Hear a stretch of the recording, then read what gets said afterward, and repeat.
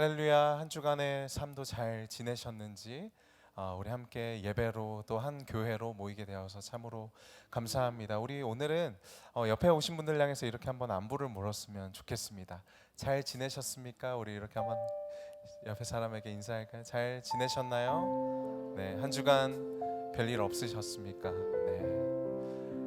우리 인생에 참으로 많은 일들이 있습니다. 때로는 기쁘고 행복한 순간들도 있고, 그리고 또 때로는 우리의 한계를 아득히 뛰어넘는 그런 시간들도 우리 인생에 분명히 있습니다. 그러나 우리가 그 상황 속에서도 주님이 우리에게 요구하시고 또 원하시는 것은 주님의 나라와 의를 구하는 것, 그러니까 우리 주님의 얼굴을 구하는 것입니다. 우리가 어떤 상황 속에서 있든지 이 시간 함께 예배하고 찬양할 때 주님을 찾고 구하는 시간이 되었으면 좋겠습니다. 우리 그 마음 가지고 주님 내 안에 이 찬양의 가사로 함께 고백하며 나아가겠습니다.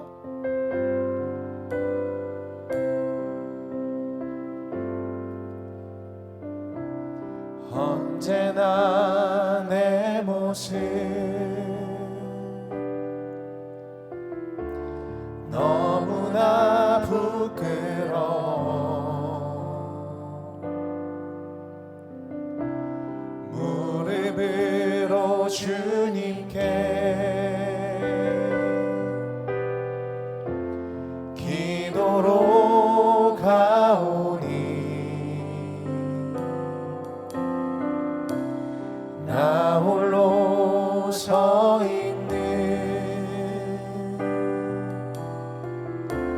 죽은 내 영 깨우사 주님만 나를 세워 내 영 살게 하소서. 주님 내 안에 주님 내 안에 내 안에 계시고 주님 내 안에 주님 내 안에 나를 세워주소서. 언제나 내 모습 언제나 내 모습 너무나 부끄러워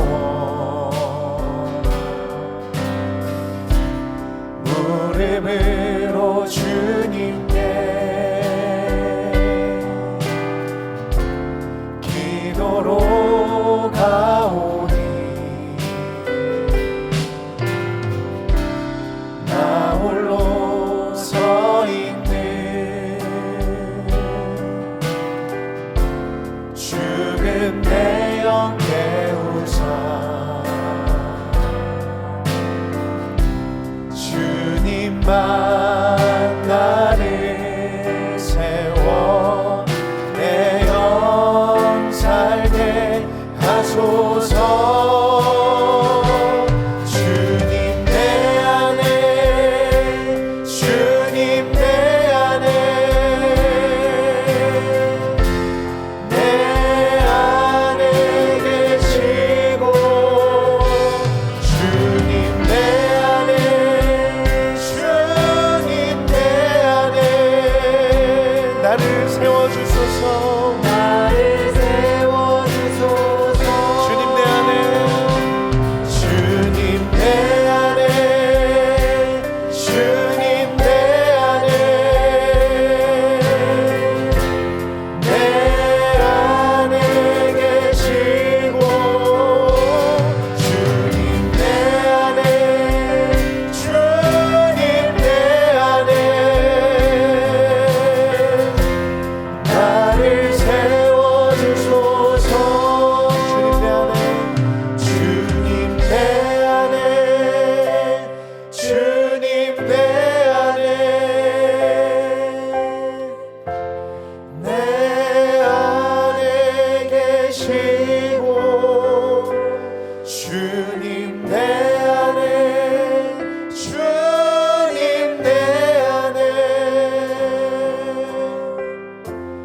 나를 세워주소서.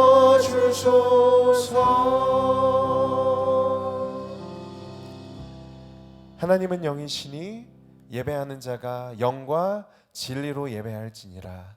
아멘.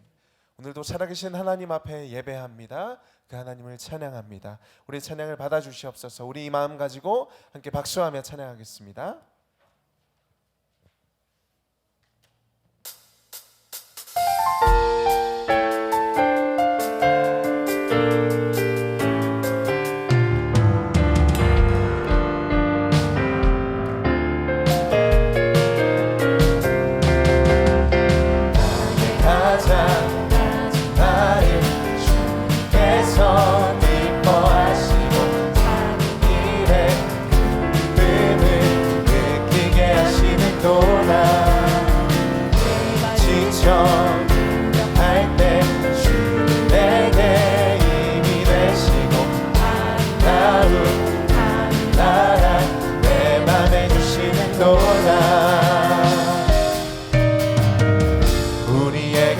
축복하신 하나님 사랑, 작은 자를 높여주시고 아름다운 하늘나라 허락하시고 내 모든 것 예비하시네. 찬양함의 기쁨을 감사함의 평안을 간구함의 하나님 알도록 하셨네. 나의 가장 마음 주께서 기뻐하시고 자기의 기쁨을 느끼게 하시는도다. 내가 지쳐 할 때 주는 내게 힘이 되시고 아름다운 나라 내 맘에 주시는도다. 우리에게 축복하신 하나님 사랑, 낮은 자를 높여주시고 아름다운 하늘나라 허락하시고 내 모든 것 예비하시네.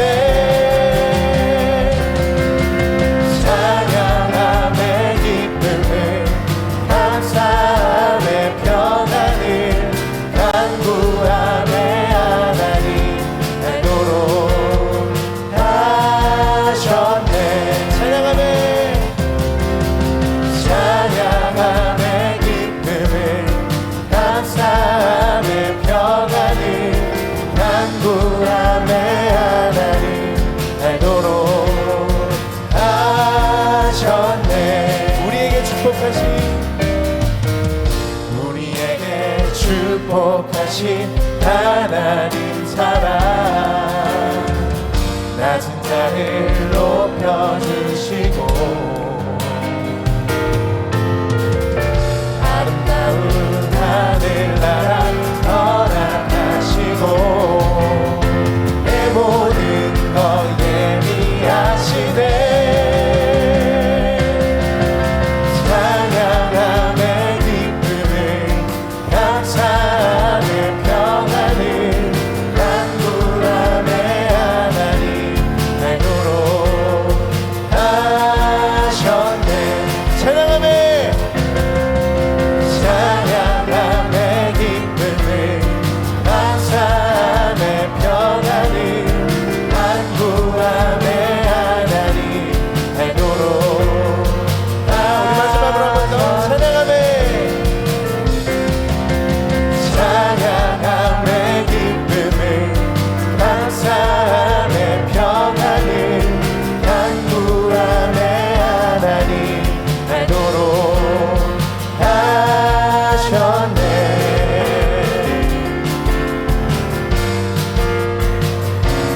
우리에게 평안과 기쁨 주신 주님 감사의 박수 올려드립시다.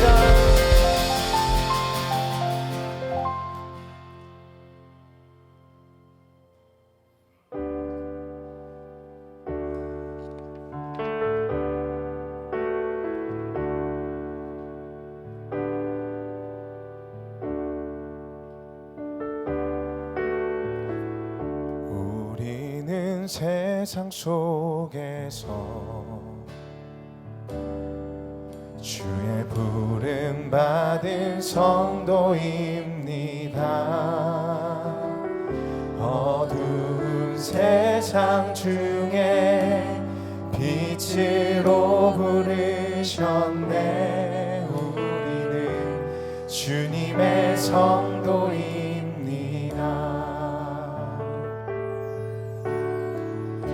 우린 주의 자녀입니다.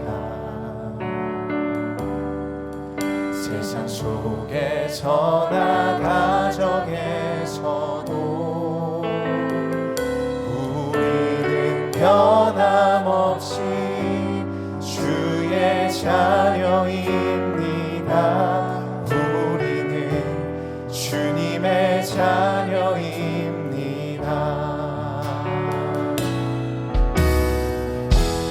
우리는 예배합니다. 어떤 환경이나 상황 속에도 우리는 변함없이 주를 예배합니다. 우리는 주님만 예배합니다. 교회가 희망입니다. 어두운 세상 속에 희망입니다.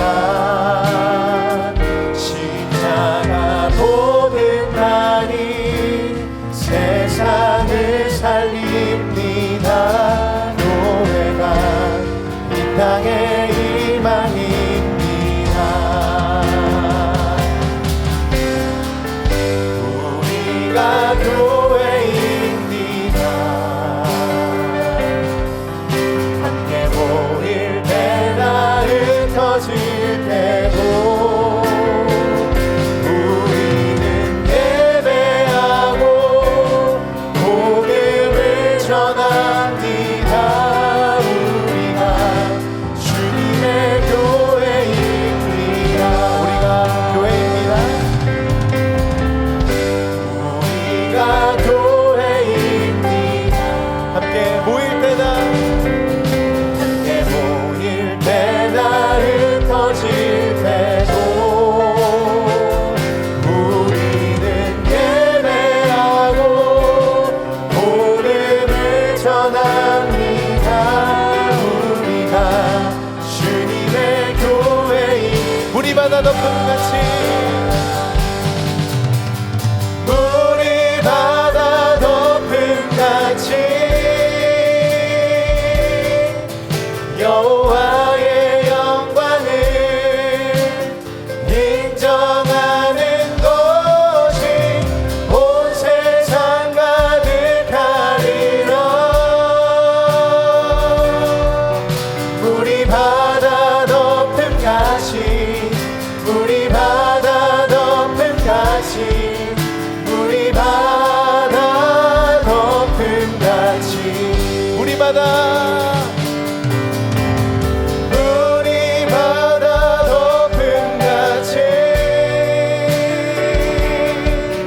여호와의 영광을 인정하는 것이 온 세상 가득하리라. 우리 바다 덮음같이 우리 바다 덮음같이 우리 바다 덮음같이 우리 시간 함께 기도하며 나아갑니다. 주님의 영광이 우리 교회 가운데 가득하게 하여 주시옵소서. 주님의 영광이 상도동 가운데 가득하게 하여 주시옵소서. 우리 교회를 통해 주님의 영광이 온 땅에 전해지게 하여 주시옵소서. 우리 그 기도 제목 가지고 주님 앞에 함께 간절히 기도하며 나아가겠습니다. 주여 우리 바다 덮음같이 주님의 영광을 인정하는 것이 우리 가운데 가득하게 하여 주시옵소서. 우리의 가정과 삶과 일터와 우리가 처하는 모든 곳에서 주님의 교회가 주님의 사명 감당하게 하여 주시옵소서. 우리 바다 덮음같이 주님의 영광을 인정하는 것이 온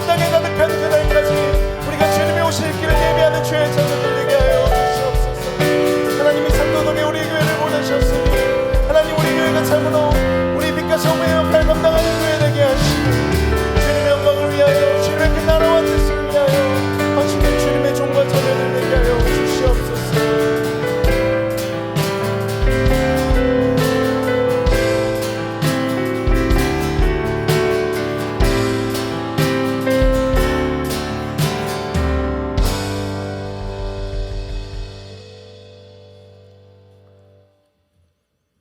전지전능하신 하나님 아버지,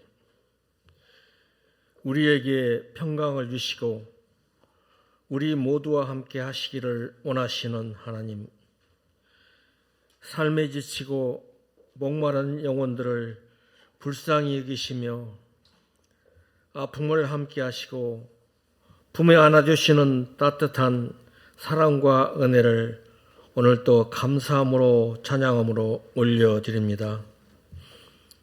눈에 보이지 아니할지라도 겨울의 한가운데에서도 봄기온이 스며들듯이 오늘도 역사하시는 하나님 아버지, 때로는 하나님의 뜻인 줄 알면서도 경험과 지식에 의지하여 거짓 자가 이끄는 대로 삶을 살아가면서 하나님 앞에 선뜻 용기 있는 결단을 내리지 못하고 연약하게 살아왔던 내 모습 이대로 하나님 앞에 온전히 내려놓고 고백하며 회개합니다.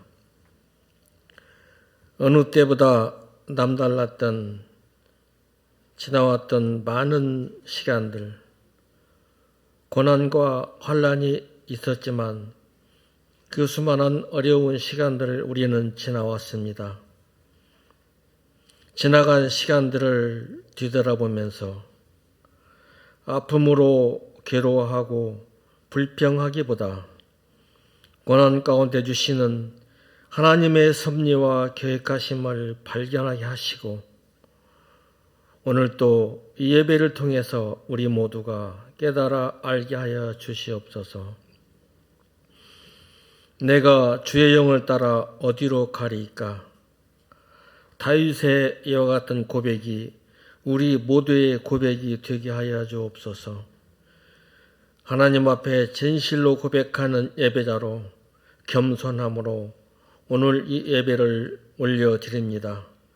영광 받으시옵소서. 하나님 손에 들린 한 사람이 이룰 수 있는 일은 위대하다고 말을 하고 있습니다. 단회에 세워주신 담임 목사님, 영적으로 육적으로 강건함으로 축복해 주시옵소서. 또한 하나님과 함께 하시는 사역자들 모두에게도 복을 내려주시기를 원합니다. 예배를 위해 수고하시는 모든 이들, 여기에 주님의 뜻이 있음을 알게 하시고 복의 복을 더하여 주시옵소서. 작은 것일지라도 나누며 함께 누리는 감사와 따뜻한 마음으로 살아가는 우리 모두의 삶이 되게 하시고 주어지는 모든 시간들을 하나님을 향한 영광의 날들이 되게 하여 주시옵소서. 예수 그리스도 이름으로 감사하며 기도드리옵나이다. 아멘.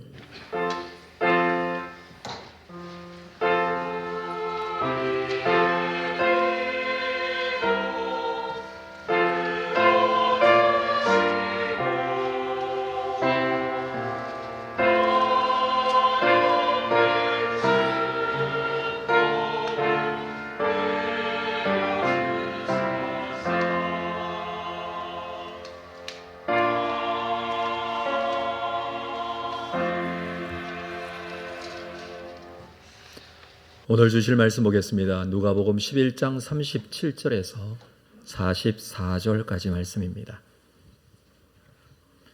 누가복음 11장 37절에서 44절 말씀을 한 절씩 교독하겠습니다. 예수께서 말씀하실 때에 한 바리새인이 자기와 함께 점심 잡수시기를 청함으로 들어가 앉으셨더니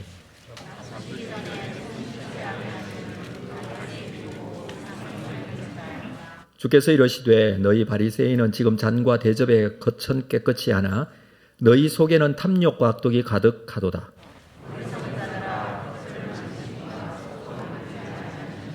그러나 그 안에 있는 것으로 구제하라. 그리하면 모든 것이 너희에게 깨끗하리라.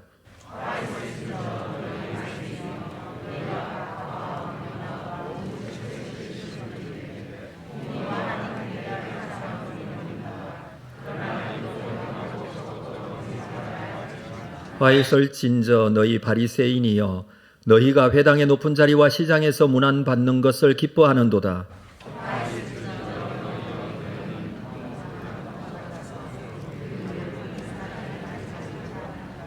아멘. 준비하시는 금 하나님께 드리겠습니다.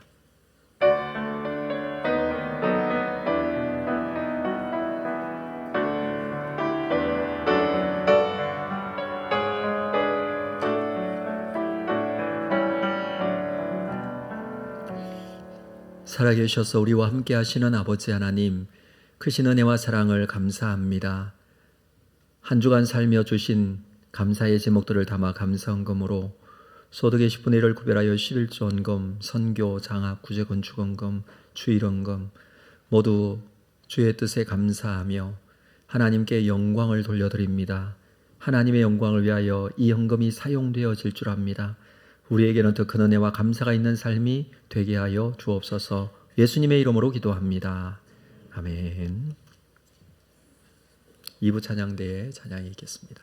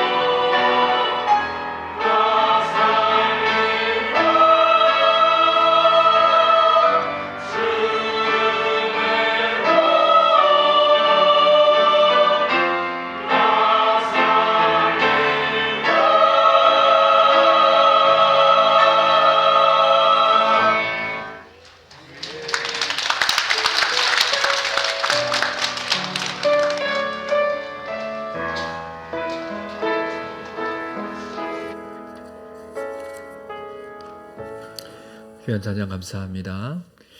교회 소식 나누겠습니다. 주보에 있는 내용 여러분 확인하시고요. 교육 및 훈련 과정 우리 새가족 성경 공부는 오늘 좀 휴강하도록 하겠습니다. 2부 예배 후에 비전위원회 모임이 본당에서 있습니다. 우리 비전위원들은 좀 자리에 남아주시기를 바랍니다. 순장 부순장 모임이 오후 2시 10분에 있는데 우리 생캠 40 진행되는 동안에 할 우리 사랑방 모임 교재 순장 교재를 따로 나누어 드리도록 하겠습니다. 꼭 참여해 주시기를 바랍니다. 생명의 공동체를 세우는 40일 캠페인이 2월 26일부터 진행이 되겠습니다. 그래서 20일부터 한 주 동안 준비 특세로 모이도록 하겠습니다. 우리 기도로 준비하면서 이게 기도 없이 될 수 없는 모임이겠다라고 생각이 됩니다. 같이 함께 특별 새벽 기도에 참여해 주시고, 두 번째는 생캠 40일 릴레이 기도를 우리 캠페인 기간 동안에 좀 진행을 하려고 합니다. 기도의 불이 꺼지지 않고 계속해서 중보기도하는 그런 시간을 가지고자 하는데, 여러분께 나누어 드린 릴레이 기도표가 있습니다.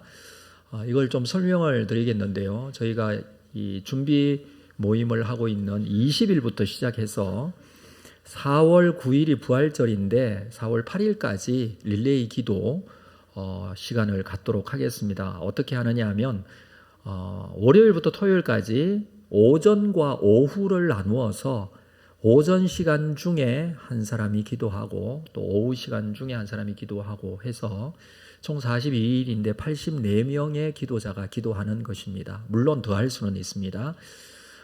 여러분들이 그 시간을 좀 작정하셔서 우리 중보기도실에, 우리 교회 본당 뒤편에 3층에 있는 중보기도실에 나오셔서 1시간 혹은 2시간 시간을 정하셔서 기도하는 것입니다. 오전 시간에 기도하시는 분은 오전 6시부터 12시까지, 그리고 오후 시간에는 오후 1시부터 7시까지 본인이 시간을 정하시는 것입니다. 시간을 정하시는 것을 이 표에다가 오전 시간에 오후 시간에 그 날짜에 적으시면 됩니다. 나는 2월 20일 날 월요일 날 오전 시간에 오겠다. 오전 10시부터 11시에 오겠다. 그러면은 그 칸에다가 10시부터 11시 이렇게 적으시면 됩니다. 제 설명이 잘 됐나요? 네. 이해가 안 되면 이게 좀 헷갈릴 수가 있거든요. 그래서 시간을 적으시는 거고요. 한 타임 이상 하셔도 괜찮습니다. 나는 매주 월요일 하겠다. 뭐 이것도 괜찮고요. 나는 매일 하겠다. 이것도 괜찮기는 하지만 좀 힘들겠죠. 그러니까 시간을 정하시는 건데, 기본적으로 한 타임에 한 명씩은 꼭 할 수 있도록 하도록 하겠습니다. 시간을 정하시는 거고요. 릴레이 기도회는 4월 8일까지 좀 진행이 되겠습니다.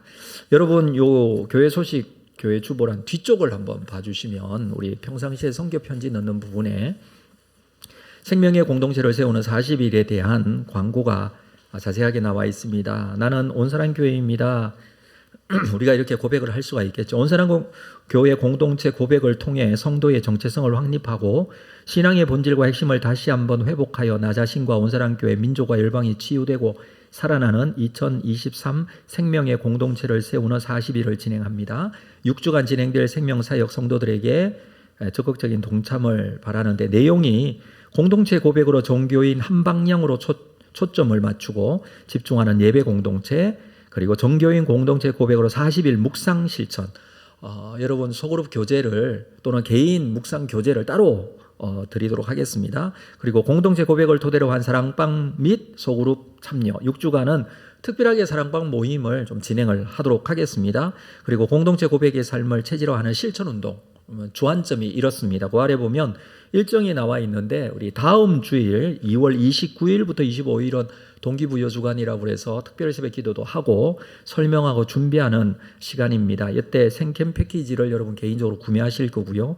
캠페인을 위한 중보 기도도 하게 될 것입니다. 1주차에 보시면 2월 26일부터 3월 4일까지 이때의 주제는 예배입니다. 성령 충만한 예배자가 주제이고요. 실천사항으로는 준비된 예배자로 살기 위해서 예배 시간 지키기, 그리고 예배 시간 자리 미리 말씀을 찾아놓기, 그리고 예배에 작정하기, 예배에 집중할 수 있는 여러 가지 것들을 실천사항으로 진행할 것입니다. 2주차에 보시면 3월 5일부터 진행이 되는데 훈련이라는 주제를 가지고 있습니다. 진리를 배우고 수호하는 은혜의 빚진 자로서 우리가 훈련을 등한시에서는 안 되겠죠. 양육 및 교육 신청이 이루어지고 2단 특강이 있고 공동체 고백 암송이 있고, 물론 이건 주요 실천 사항이기 때문에 세부적인 내용은 매주마다 좀 말씀을 드리도록 하겠습니다. 3주차에는 3월 12일부터 전도가 주제입니다. 복음을 전파하는 전도자, 교회의 본질적인 모습이기도 하죠. 그래서 태신자를 재작정하고 선교사를 위한 기도 후원이나 기도 카드 제작해서 우리가 선교적인 행사들을 좀 진행을 하도록 하겠습니다. 4주차에는 3월 19일부터 치유에 대한 부분입니다. 이웃의 아픔을 함께하는 치료자가 주제인데요. 헌혈을 한다든지 헌혈증을 기부한다든지 거리 청소한다든지 우리 어려운 이웃들에게 사랑 나눔 박스 우리 사랑방별로 좀 준비해서 나눈다든지 이런 실천 사항들이 있습니다.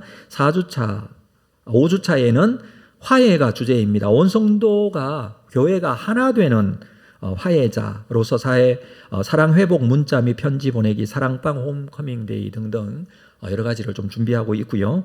6주차에는 소명입니다. 사회적 책임을 다하는 소명자라는 주제이고 1인 1사역 신청, 또 단기 봉사 신청, 이웃사랑 금식기도, 추천도서 독후감 등등. 사실 이 주간에는 고난주간이기도 합니다. 이때 고난주간이어서 특별시배 기도도 진행하겠지만 금식, 한 끼 금식에서 이웃사랑 실천할 수 있는 그런 금식기도도 진행이 됩니다. 마지막 4월 9일은 부활절이고요. 부활절 때에 우리가 부활하신 주님의 그 은혜에 감사하면서 함께 교회도 잔치하고 또 축하하는 그런 시간들을 갖고자 합니다. 그 아래 보면 공동체 고백이 있고요. 이것은 곳곳에 좀 붙여놓고 여러분께 좀 나눠드리기도 하고 할 텐데 미리 좀 읽어보시면서 이 고백문을 우리가 암송하기도 하고 예배 시간에 암송하는 시간이 또 있기도 합니다. 미리 준비하시면서 함께 모두 참여해 주시면 감사하겠습니다. 교회가 아닌 사람은 아무도 없습니다. 우리 모두 함께 온사랑 교회인이 여기에 나는 아직까지 잘 모른다, 온 지 얼마 안 됐다, 또는 나는 이 교회 등록도 안 했다, 또는 상관이 없다, 아프다, 힘들다, 이런 거 생각하지 마시고 모두다, 우리 모두다. 그래서 우리가 교회입니다. 나는 온사랑 교회입니다. 이 주제로 함께하는 그런 시간이 되었으면 좋겠습니다. 오늘 비전위원회를 통해서 또 순장 모임을 통해서 자세한 내용들은 좀 소개를 하고 설명을 하도록 하겠습니다. 그렇게 잘 전달받으시면 되겠습니다. 우리 교회 소식 마지막 부분에 보면 교육자 동정란이 있는데 총신대학교 신대원 우리 오신성 전사님이 2월 14일 화요일 날 졸업을 하시고요. 이혜재 전사님은 총신대학교 우리 사당 캠퍼스에서 우리 학부를 졸업하게 되겠습니다. 축하해 주시기를 바랍니다. 자, 제가 이 광고를 빠뜨렸는데 여기에 꼭 이름을 적으시고요. 적으셔서 헌금함에 넣어주시면 저희가 수집해서 따로 연락을 좀 드리도록 하겠습니다. 우리 앞뒤 좌우로 서로 보시면서 오늘은 특별한 인사로 좀 함께 하겠습니다. 두 가지 말씀드립니다. 우리가 교회입니다. 나는 온사랑 교회입니다. 그렇게 인사하도록 하겠습니다. 바라보시면서 우리가 교회입니다. 나는 온사랑 교회입니다. 네. 여러분들의 표정을 보니까 심각한 얼굴을 하고 계시다가 갑자기 웃으시면서 막 인사를 해주시는데 너무 좋은 것 같아요. 저한테도 그런 웃으시는 모습을 좀 보여주십시오. 네. 우리가 가만히 있으면 얼굴이 너무 굳어지는 것 같아요. 저도 그런 것 같아요. 한 번씩 거울을 보면 깜짝 놀래요. 왜 인상을 쓰고 있지? 예. 저희 아내가 저한테 갑자기 얘기를 할 때가 많습니다. 왜 당신 그렇게 인상을 쓰고 있냐? 예. 우리 하나님 앞에 있음을 기억하고 오늘도 온전한 예배자로 감사의 예배를 드리는 여러분 되시기를 주의 이름으로 축복합니다. 자, 심각한 건 내려놓고 오늘 기쁘게 말씀을 좀 보도록 하겠습니다. 자, 지난주 말씀이 먼저 좀 되돌이켜 보면서 말씀을 시작하겠는데요. 바알세불 논쟁이었습니다. 바알세불 논쟁에 바리새인들, 서기관들 이런 종교 지도자들이 귀신을 쫓아내는 예수님에게 바알세불의 힘을 힘입어서 바알세불의 힘을 얻어서 귀신을 쫓아낸다라고 했던 내용입니다. 예수님께서 이렇게까지 얘기하는 바리새인들을 좋아하셨습니까? 싫어하셨습니까? 솔직히 말씀해 보세요. 좋아하셨을까요? 싫어하셨을까요? 여러분, 그들을 예수님께서 미워하셨을까요? 저는 미워하셨다고 생각해요. 왜? 밉잖아요. 그렇게까지 얘기하고. 오늘도 보면 바리새인들이 예수님 앞에 아주 신랄한 비판을 당하게 되는데 예수님 정말 미워했던 것 같아요. 근데 예수님이 바리새인들을 미워하셨어도 우리가 사람을 미워하는 건 좀 다른 것 같아요. 오늘 말씀은 이렇게 시작이 됩니다. 37절에 예수께서 말씀하실 때 한 바리새인이 자기와 함께 점심 잡수시기를 청함으로 들어가 앉으셨다 그랬어요. 이렇게 미운 바리새인들, 속이 뻔히 들여다 보이는 바리새인들, 왜 집으로 초청했겠습니까? 어떻게든지 책 잡고자, 문제 삼고자, 뭘 잘못하는지 보고자 사실 초청한 거거든요. 이때 당시만 해도 예수님을 십자가에 못 박기 위한 의논들이 진행되고 있었기 때문에 그들의 의도는 아주 불순했습니다. 그래서 예수님을 초청한 거예요. 예수님이 이 상황을 모르실까요? 근데 그 초청에 응하시고 그 집에 들어가십니다. 그리고 앉으셨다라고 했는데 이 앉으신 것이 여러분들이 지금 여기 앉아 계시듯이 앉은 게 아니고 혹은 식당에 들어가서 밥 먹으려고 앉은 게 아니라 유대인들의 식사 장면 어떻다고요? 낮은 테이블이 있고 완전히 들어 누워요. 길게 쿠션에다가 베개를 삼고 누워서 이게 앉는 거거든요. 그렇게 들어가서 식사 자리에서 식사를 몇 시간 동안이나 앉아서 이렇게 누워서 앞에 있는 테이블에 있는 음식들을 주워 먹으면서 이렇게 하는 게 유대인들의 식사 방법이거든요. 그렇게 하셨다는 것입니다. 이 초청을 받은 예수님이 초청을 받아 들어가 앉으셨는데 뭐 같이 식사를 하고 싶겠어요? 그렇게 가까이에서 들어눕도록 하시면서까지. 그러나 들어가서 식사한 이유, 그것은 이들이 정말 온전한 믿음과 신앙을 갖게 하기 위한 거예요. 어떻게 쓰든지 예수님께서는 한 영혼이라도 그들이 바리새인이건 그들이 정말 잘못된 신앙인이건 불쌍한 사람이건 어떤 사람이든지 간에 그들이 온전한 신앙과 믿음을 가지고 회복되기를 원하시는 마음이 있으셨어요. 그래서 그 식사 자리에 초대에 응하신 거예요. 미워하고 싫지만 너무 맞지 않은, 너무 결이 다른 그런 삶을 살아가는 바리새인들이었지만 거기에 초청에 들어가셨어요. 근데 식사하는 중에 문제가 생겼습니다. 38절 볼까요? 잡수시기 전에 손 씻지 아니하심을 그 바리새인들이 보고 이상히 여기는도다. 유대인들은 음식 먹기 전에 손 씻는 습관이 있습니다. 그런데 이것은 율법에 있는 것이 아니라 장로의 유전이에요. 그러니까 위생상의 문제가 아니라는 뜻입니다. 우리가 식사하기 전에 손을 씻는 것 뭐 좋은 거지 않습니까? 근데 솔직히 뭐 우리는 항상 손이 그렇게 더럽지는 않으니까 숟가락 젓가락으로 식사를 하는 문화인들이죠. 또 뿐만 아니고 쌈채소가 있으면 손을 깨끗하게 씻죠. 근데 그때 씻을 때 손을 어떻게 씻습니까? 깨끗이 씻습니까? 대충 씻습니까? 깨끗이 씻잖아요. 왜요? 이거 위생상의 문제이기 때문에 그래요. 위생상의 문제는 깨끗하게 씻는데 유대인들은 식사하기 전에 손을 씻는 것이 하나의 습관이 또 관습이고 그렇게 해야 된다고 생각하는 아주 중요한 정결법이에요. 이거는 위생상으로 그렇게 하는 게 아니라 정결법으로 이건 신앙적으로 해야 된다 이렇게 생각을 하고 있어요. 이 장로의 전통을 그렇게 받아들였어요. 그래서 손을 깨끗하게 이렇게 아주 깔끔하게 씻는 것이 아니라 그냥 손에 물을 이렇게 묻혀서 하는 것으로 손 씻는 거예요. 자, 이해가 되시죠? 이 행동이 이해가 되시죠? 그냥 물을 이렇게 적셔서 이게 손 씻는다. 왜냐하면 이걸 통해서 정결하여졌다. 뭐 이런 것들이에요. 혹시 내가 뭐를 어떤 부정한 것에 손을 대었거나 그런 것들까지도 이 물로 씻음을 받는다. 이런 의미를 가지고 있습니다. 근데 이게 사실은 율법에 있는 게 아니라 장로의 전통. 마태복음 15장을 한번 보도록 하겠습니다. 마태복음 15장 1절에 제가 찾아드리는데 그때에 바리새인과 서기관들이 예루살렘으로부터 예수께 나와 이르되 당신의 제자들이 어찌하여 장로들의 전통을 범하나이까 떡 먹을 때에 손을 씻지 아니하나이까. 제자들도 예수님처럼 그렇게 했던 것 같아요. 그러니까 장로들의 전통을 범한 거예요. 예수님께서 이 말씀을 하십니다. 대답하여 이르시되 너희는 어찌하여 장로의 전통으로 하나님의 계명을 범하느냐. 장로의 전통은 율법을 잘 지키기 위한 하나의 세칙적인 부분이라고 할 수가 있는데 이런 것들을 지키기 위해서 율법을 지킨다. 율법은 뭐냐 하면 내 이웃을 사랑하라, 형제를 비판하지 말라, 이런 율법이 있죠.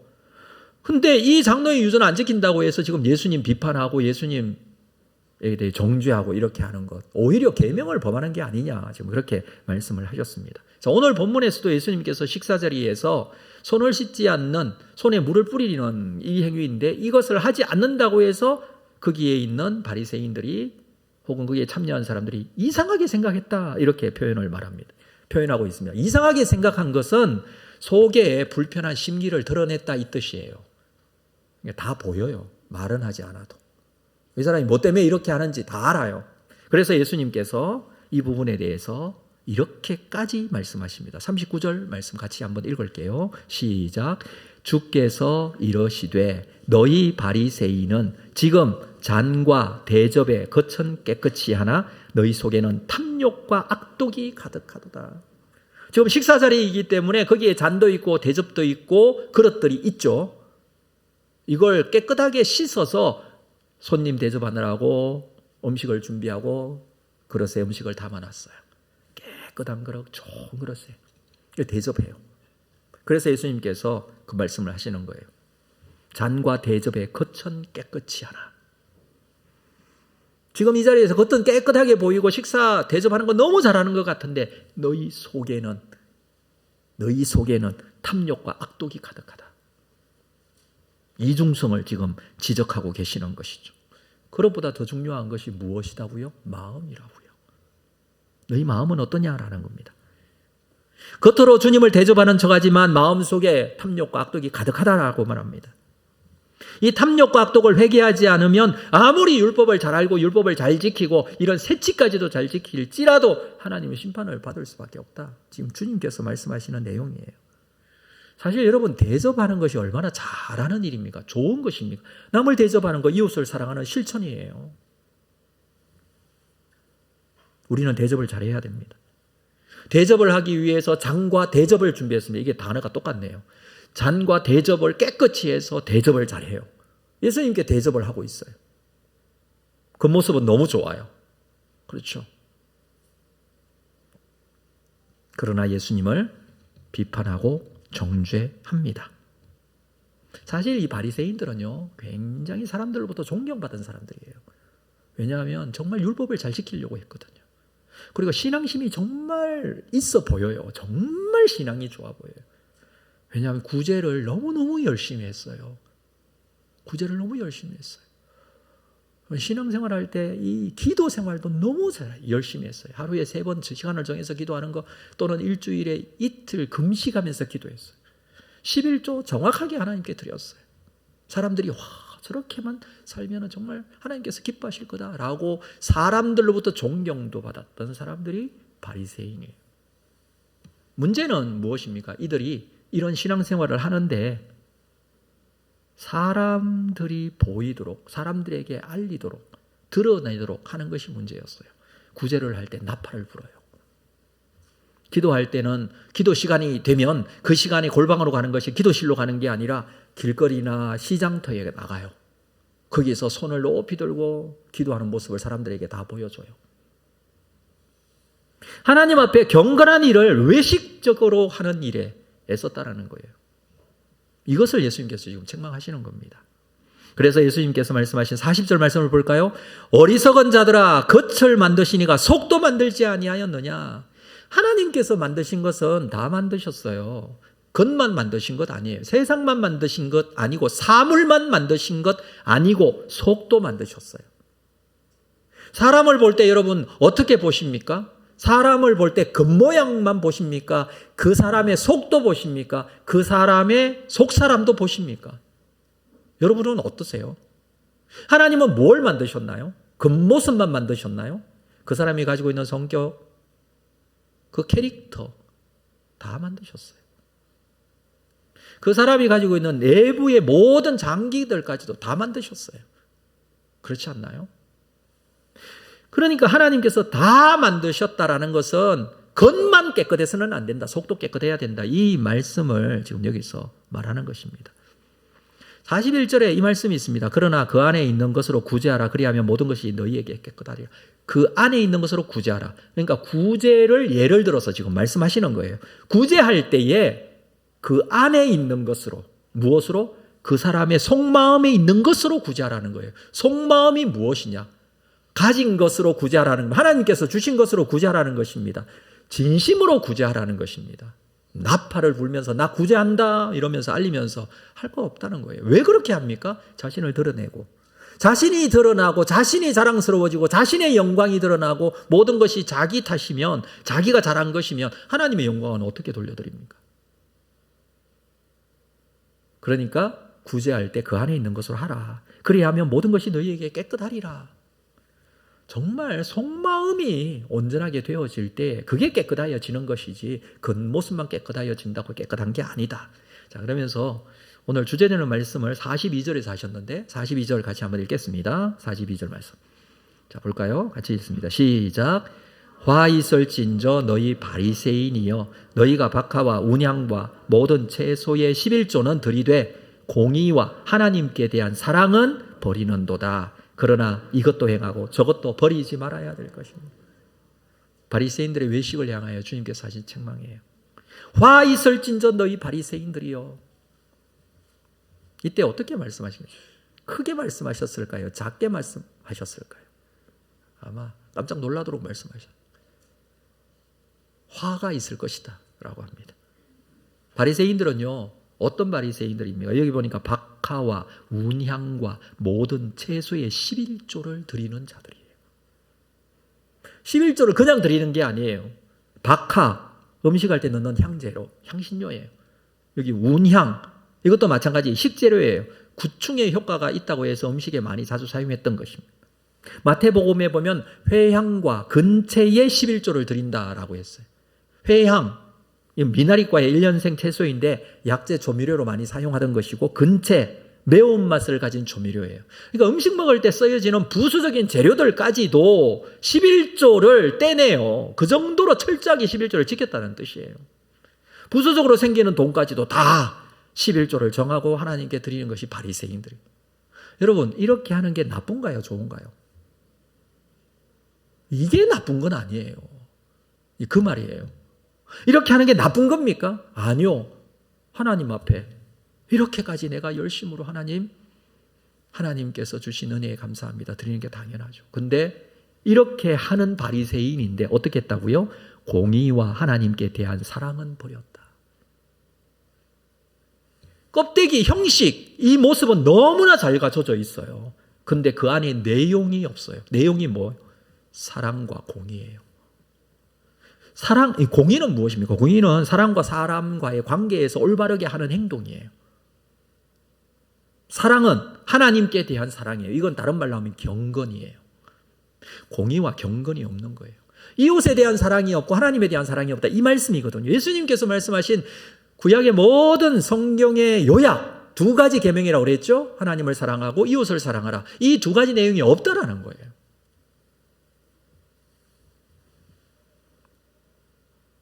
이 부분에 대한 신앙의 고백을 하고 있는 선지서를 한번 보도록 하겠는데요. 미가서 6장 6절 이후의 말씀을 좀 소개를 해드리도록 하겠습니다. 미가서 6장 말씀 한번 보여주시죠. 네. 자, 6장 6절. 내가 무엇을 가지고 여호와 앞에 나아가며 높으신 하나님께 경배할까? 내가 번제물로 1년 된 송아지를 가지고 그 앞에 나아갈까? 하나님 앞에 뭘 가지고 나갈까? 참 이렇게 고민하고 있는 내용이에요. 그래서 7절 볼게요. 여호와께서 천천의 순양이나 만만의 강물 같은 기름을 기뻐하실까? 이런 거 드릴 수 있다는 거예요. 왜? 하나님 앞에 너무 감사해서. 그런데 내 허물을 위하여 내 맏아들을 내 영혼의 죄로 말미암아 내 몸의 열매를 드릴까? 그가 깨달은 것이 있어요. 8절. 8절 말씀 같이 한번 읽겠습니다. 시작. 사람아 주께서 선한 것이 무엇임을 내게 보이셨나니 여호와께서 내게 구하시는 것은 오직 정의를 행하며 인자를 사랑하며 겸손하게 내 하나님과 함께 행하는 것이 아니냐. 하나님 앞에 나아갈 때 1년 된 송아지 드릴 수 있다는 거예요. 순양 1000마리를 드리고 강물 같은 기름을 하나님께 드릴 수도 있다는 겁니다. 그러나 이것이 이 공의와 사랑이 없는 것이면 아무 쓸데가 없는 것이지 않느냐. 주님께서 그렇게 말씀해 주셨습니다. 오직 정의를 행하며 인자를 사랑하며. 이 두 가지 문제예요, 결국. 사랑과의 관계, 하나님과의 관계, 이게 올바르게 되어져 있고 그게 진심으로 하나님 앞에 나아가야 된다는 것입니다. 형식만, 겉모양만 가지고 있는 것이 아니라 마음으로 하나님께 나아가야 된다는 겁니다. 그런데 바리새인들은 마음으로 11조를 드리는 것이 아니라 마음으로 기도하고 구제하는 것이 아니라 형식에 사로잡히고 사람들에게 칭찬 듣기 위해서 그렇게 했다는 것입니다. 사람을 의식하지 않을 수는 없지만 마음에 없는 형식만의 신앙생활, 이 신앙생활을 하고 있었던 사람이 바리새인들이에요. 그래서 주님께서 이렇게 결론적으로 42절 마지막 부분에서 말씀하시죠. 이것도 행하고 저것도 버리지 말아야 할 것이라. 한번 따라 할까요? 이것도 행하고 저것도 버리지 말라. 이것은 무엇이고 저것은 무엇일까요? 이것은요, 형식이에요. 저것은요, 내용이에요. 무슨 말씀인지 이해가 되십니까? 중요한 것은요, 내용이에요. 맞습니까? 중요한 건 내용이잖아요. 여러분, 이 컵이 왜 있습니까? 이러려고 있잖아요. 뭘 담기 위해서? 물을 담기 위해서. 물이 중요하잖아요. 근데 이 물을 어디에 담아요? 여기 담잖아요. 어떻게 담아요? 컵이 없는데. 내용이 중요해요. 근데 내용을 담은 형식은요, 그것도 중요해요. 그래서 이것도 행하고 저것도 버리지 말라. 지금 하고 있는 바리새인들이 가지고 있는 어떤 형식의 틀, 이게 나쁘다는 게 아니에요. 그것만 있으면 된다라고 생각했던 외식주의가 문제라는 말씀입니다. 때로는 여러분, 우리가 이런 외식주의를 비판하고 형식만을 중요하게 생각하는 이들의 잘못을 말하면서 형식과 모양도 잃어버리는 경우들이 있어요. 그래서 경건의 모양이 필요하다고 그랬어요. 그렇죠. 경건의 모양이 있어야 돼요. 그래서 시간을 정해서 기도하는 거 얼마나 귀한 것인지 몰라요. 하나님 앞에 나와서 형식이 있는 예배를 드리는 거 얼마나 중요한지 몰라요. 형식주의가 싫기 때문에 나는 예배 이렇게 안 드린다 하고 그냥 저 산속에서 혼자서 아무 형식이 없이 예배 드린다? 뭐 그게 필요할 수도 있어요. 근데 형식이 없이 드리는 예배가요, 때로는 내용을 잃어버릴 수도 있어요. 담을 수가 없으니까. 우리가 이번에 생김 40을 준비하면서 하나님 앞에 교회 본질을 회복하는 데 있어서 정말 중요하게 작용해야 될 것이 무엇이냐면 형식이에요. 왜냐하면 내용을 담기 위해서요. 예배를 드리잖아요. 그러면 첫째 주간에 있는 예배, 이 예배에 대해서 우리가 강조하고 예배의 중요성을 인식하고, 그러기 위해서는 예배 시간 지켜야 돼요? 지켜야 돼요. 예배 자리 온전하게 그 자리를 잘 지킬 줄 아는 사람이 되어야 되죠. 이런 형식이 없이 어떻게 우리가 예배를 드리겠습니까? 이 예수님의 말씀을 한번 잘 생각해 보십시오. 이것도 행하고 저것도 버리지 말라. 여러분, 우리는 많은 것을 잃어버리고 있어요. 때로는 형식을 잃어버리고 때로는 내용을 잃어버리고, 두 가지 다 우리에게 필요합니다. 왜? 내용을 담기 위해서요. 예배 드릴 때도 마찬가지입니다. 우리가 예배 드릴 때에 하나님 앞에 예배의 형식을 가지고 나아가지만 예배는 사실 하나님께 마음을 드리는 것입니다. 우리가 하는 신앙생활의 전부는 감사의 마음으로 하는 것입니다. 예배를 드리는 이유는 우리가 예배 드려서 천국 가고자 하는 게 아니잖아요. 이미 하나님께서 우리를 구원하셨고 나를 하나님의 자녀로 삼아주셔서 그 은혜에 대한 감사함으로 드리는 것이 예배잖아요. 그래서 예배는 감사의 예배예요. 절반 감사 예배 드리는 게 아니라 우리의 모든 예배는 하나님 감사합니다. 그래서 찬양이 있어요. 이 찬양은 감사의 찬양이에요. 기도가 있어요. 이 기도는 감사의 기도예요. 헌금이 있어요. 헌금은 감사의 헌금이에요. 그래서 헌금 모두는요 다 감사 헌금이에요. 제목이 있는 특별 감사 헌금이 있을 수 있고 11조 감사 헌금이 있을 수 있고 성교 감사 헌금이 되고요. 구제 감사 헌금이 다 감사예요. 왜? 우리를 하나님의 은혜로 살게 해 주시기 때문에. 제가 오늘 우리 2부 찬양대의 찬양을 들으면서 참 은혜가 많이, 제가 정말 좋아하는 찬양 중에 하나인데, 은혜 아니면 서지 못하는 게 우리 존재잖아요. 그 은혜로 서는 것이 무엇입니까? 형식으로 사는 사람이 아니에요. 우리는 내용으로 사는 사람이에요. 그 내용이 무엇입니까? 하나님의 은혜예요. 그 내용, 그 하나님의 은혜를 어떻게 담겠습니까? 말로만 표현하고 사시겠어요? 아니면 그 내용을 이해하고 사시겠어요? 아니요. 실천하고 사는 거죠. 그래서 형식적인 실천이 따라오는 것입니다. 그게 예배 시간이고요. 그게 기도의 시간이고 헌신의 시간이고 봉사의 시간이에요. 형식과 모양을 가지고 내용을 우리는 채워야 됩니다. 내용을 담을 형식과 모양이 없으면 내용을 담지 못한다는 것입니다. 바리새인들의 모습은 무엇입니까? 형식만 가지고 내용은 없었다라는 것입니다. 43절을 계속해서 볼까요? 화 있을진저 너희 바리새인이여 너희가 회당의 높은 자리와 시장에서 문안받는 것을 기뻐하는도다. 바리새인들은요 사람들 앞에 칭찬받고 영광받기를 너무너무 좋아했던 것 같아요. 그래서 예수님께서는 그들에게 화 있을진저 이렇게 말합니다. 외식하는 자는 하나님 앞에서도 자신을 높이려는 자들이에요. 회당이 어디입니까? 회당에 가면 높은 자리를 앉기를 원한다. 이게 뭐예요? 회당은 예배드리는 곳이고 하나님 앞에 나아가는 자리예요. 높은 자리가 어디예요, 여러분? 회당에서 높은 자리가 어디라고 생각하십니까? 우린 잘 모르죠. 회당에 안 가봤으니까. 근데 회당에 높은 자리가 있겠죠. 사람들로부터 저 자리는 정말 높은 자리라고 생각하는 그런 자리가 있겠죠. 거기를 앉기를 너무 좋아하는 거예요. 여러분, 하나님께 영광 돌려야 될 예배의 자리에서도 자기 영광을 위하여 사는 자들이 이 외식주의자들이에요. 우리도 하나님 앞에 나와 예배하면서 자기 영광을 위하여 사시겠습니까? 아니요. 하나님 앞에 겸손하게 감사함으로 예배하는 자의 예배자의 자세가 되어야 되겠죠. 하나님 앞에 우리는 자신을 낮출 줄 알아야 됩니다. 그래서 주님께서 말씀하시는 것이 겸손이에요. 많은 사람들로부터 문안받으려고 하지 말고 다른 사람에게 문안하는 사람이 되라라는 것입니다. 고개를 들고 비싼 옷을 입고 거룩해 보이는 모습으로 시장을 다니면서 사람들이 자기에게 인사해 주는 것을 좋아하는 바리새인들, 그렇게 하지 말고 겸손하게 사람들을 문안하고 그렇게 하라. 이 말씀을 해주고 있어요. 그래서 교만과 외식은 일맥상통하는 게 있어요. 교만하기 때문에 외식하는 거예요. 외식은 교만에서 나온다고 할 수 있습니다. 자, 44절 마지막에 볼까요? 화 있을진저 너희여 너희는 평토장한 무덤 같아서 그 위를 밟는 사람이 알지 못하느니라. 평토장한 무덤, 평평한 무덤이라는 뜻이죠. 우리나라에는 무덤을 만들 때 이렇게 봉분을 이렇게 만들잖아요. 예, 무덤이구나라고 알게 돼요.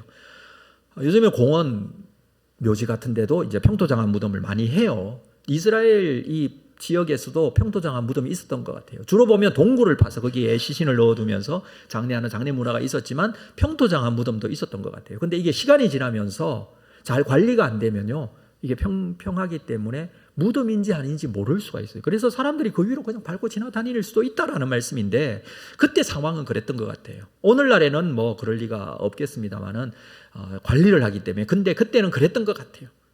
그리고 여러분 생각해 보십시오. 사람들이 지금 지구상에 산 지가 얼마나 됐겠습니까? 오랜 기간 동안에 수많은 사람들이 장례가 있었고 무덤이 만들어졌고 밑에 묻혔겠죠. 무덤 표시가 없으면 사람들이 다 밟고 지나다니잖아요. 지금 이 상황이 그렇다는 거예요. 사람들이 모르고 지나다닌다는 거예요. 근데 그 아래에는 뭐가 있다고요? 시체가 있다고요. 무슨 말과 같습니까? 겉모습과 그리고 속마음이 다르다는 것을 이렇게 표현하는 거예요. 겉으로는 표시가 나지 않지만 속은 다 썩은 해골이 그 안에 들어있다. 여러분, 결국 수치를 당하게 될 것이다. 앞에서 말씀드렸습니다만 바리새인들은요 사람들로부터 존경을 받았어요. 이때 당시의 사람들. 근데 예수님이 너무너무 싫어하셨죠. 왜 싫어하셨다고요? 그들의 외식주의, 형식주의를 비판하는데 왜 그렇게 하셨냐 하면 예수님 앞에서는 그 외식과 잘못된 것들이 다 드러나기 때문에 그래요. 오늘 본문의 말씀도 예수님 앞에 나와서 당신이 그럴 수 있냐, 손도 안 씻고 왜 하냐 이렇게 말하지도 않았어요. 근데 예수님 앞에 다 드러나요. 다 드러나잖아요. 그 외식주의적인 형식의 내용이 없고 겉모양만 가지고 있던 것이 다 드러나잖아요. 결국에는 다 드러나요. 겉모습만 가지고 있는 거 다 드러나요. 지금은 모를 수 있지만 다 드러나요. 다 드러나게 되면 어떻게 된다고요? 수치를 당하게 돼요. 그것이 오늘 본문에서 우리에게 주시는 말씀입니다. 45절부터 보면요. 율법교사에 대한 이야기도 동일한 이야기예요. 한 율법교사가 예수님께 항의합니다. 우리까지 모욕합니까? 이 사람들은 율법을 너무 잘하는 자들인데 바리새인에 대해서 화이설진저하면서 예수님께서 신랄하게 비판하는 모습을 가지고 우리까지도 모욕하십니까? 이렇게 지금 항의를 합니다. 왜냐하면 형식과 외식에 빠져 있기는 율법교사들도 마찬가지이기 때문에 이 말을 들으면 자기들에게 주시는 말씀이기 때문에 그렇습니다. 이들에게도 주님께서는 경고하십니다. 율법을 지킨다고 하면서 선지자의 무덤을 만들었다 이렇게 비판하시죠. 율법을 지키려고 하지만 결국 하나님의 뜻을 전하는 선지자를 죽이는 잘못을 저질렀던 자들이다. 그리고 이 율법 교사에 대한 결론적인 말씀이 52절에 나옵니다. 자, 본문 52절 볼까요? 52절 같이 읽습니다. 시작. 화 있을진저 너희 율법 교사여 너희가 지식의 열쇠를 가져가서 너희도 들어가지 않고 또 들어가고자 하는 자도 막았느니라. 지식의 열쇠를 가지고 있다. 율법 교사가. 이 지식의 열쇠가 뭐냐 하면 하나님께서 주신 율법과 말씀이에요. 이 말씀을 율법 교사들은 너무 잘 알아요. 이 말씀에 대해서 너무 잘 알아요. 그런데 이게 지식의 열쇠를 하나님께 나아가는 하나의 일종의 열쇠이죠. 말씀을 잘 깨달아야 하나님께 갈 수 있으니까. 근데 이걸 가지고 있는 율법 교사들이 이 열쇠를 가지고 자기도 못 들어가고 다른 사람도 못 들어가게 하고 있다. 나쁜 영향력을 미치고 있는 거예요. 혹시 우리는 어떻습니까? 잘못된 형식주의와 외식에 빠져서 나도 못 들어가고 다른 사람도 못 들어가게 하는 다른 사람에게 악 영향을 끼치고 있는 그런 모습은 아닌가라는 것입니다. 자, 이 이야기의 결론을 한번 볼까요? 53절입니다. 거기서 나오실 때 식사 자리에서 나오시는 거예요. 예수님께서 이런 얘기가 오고 가고 있었고 나오실 때 서기관과 바리새인들이 거세게 달려들어 여러 가지 일을 따져 묻습니다. 예수님께 그 입에서 나오는 말을 책잡고자 하여 노리고 있더라. 노리고 있는 건 뭘 노립니까? 예수님의 목숨을 노리는 거예요.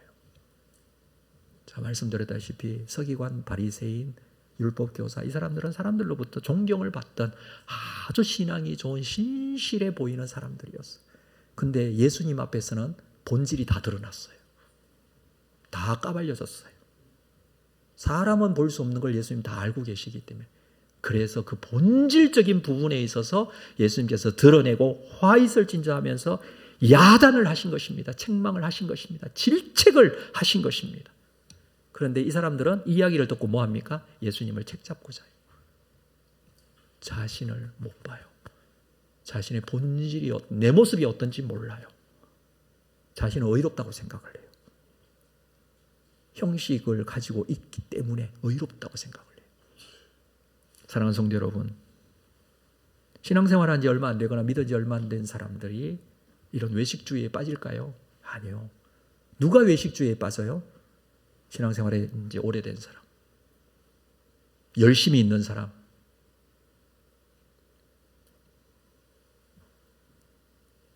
신앙의 연륜이 오래될수록 외식을 조심해야 돼요. 마음으로 깊이 예수님을 만나고 예수님을 믿어야 됩니다. 그리고 신앙의 가장 기초와 시작은요, 감사의 마음이에요. 감사의 마음으로 하나님께 나아가지 않고 그 마음에 감사의 은혜가 없으면 외식으로 가요. 우리의 고백은 은혜 아니면 내가 설 수 없다는 이 고백, 나의 고백이 되어야 돼요. 그렇습니다. 하나님의 은혜로 우리는 외식주의도 형식주의도 넘어설 수 있는 것입니다. 마지막 때 예수님께 모든 것들이 까발려지고 다 알게 되었던 바리새인의 모습처럼 우리도 다 드러나게 되어 있어요. 결국에는 다 드러나요. 우리가 진실한 마음으로 하나님께 더 가까이, 은혜로 감사로 하나님께 더 가까이 세워지는 신실한 주님의 백성들이 되시기를 바라고, 이 은혜로 한 주간 믿음으로 승리하는 여러분들 되시기를 주의 이름으로 축복합니다. 자리에서 다 일어나시겠습니다. 이 말씀 생각하면서 주님 내 안에 이 찬양 같이 드리도록 하겠습니다.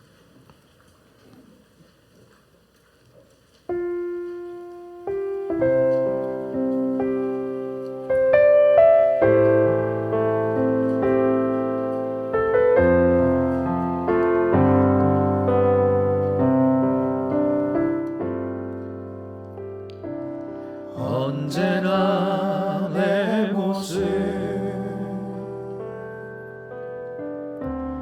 너무나 부끄러워 무릎으로 주님께 기도로 가오니 나 홀로 서 있네 죽은 내 영 깨우사 주님만 나를 세워 내 영 살게 하소서. 주님 내 안에 주님 내 안에 내 안에 계시고 주님 내 안에 주님 내 안에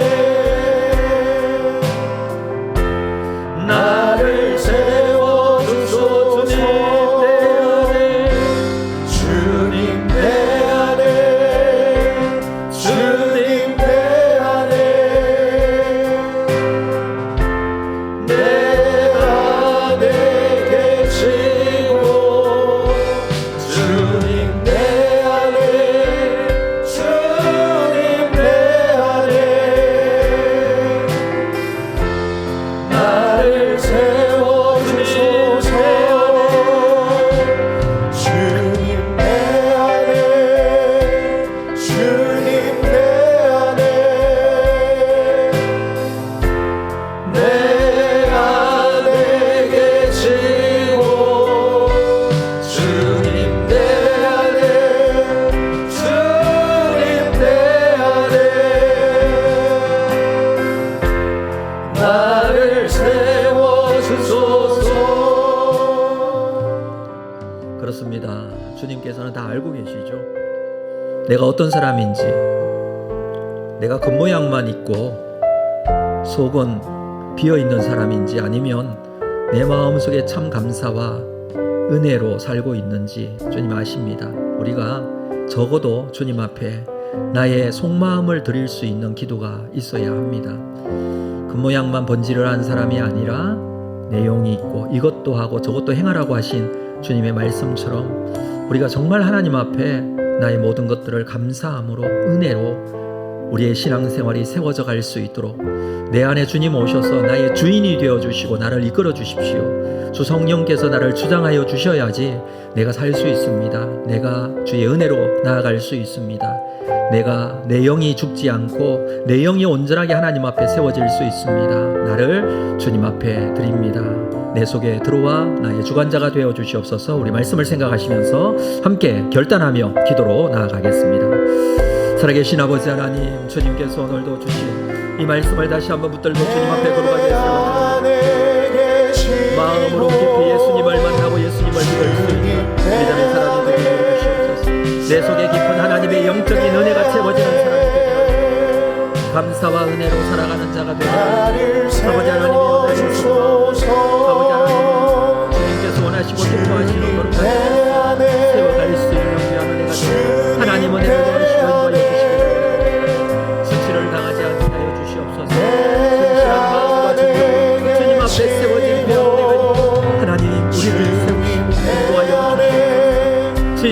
자가 되기를 원합니다. 진실한 주님, 거룩하게 세워진 자가 되게 하여 주시기를 원합니다. 나를 세워주소서.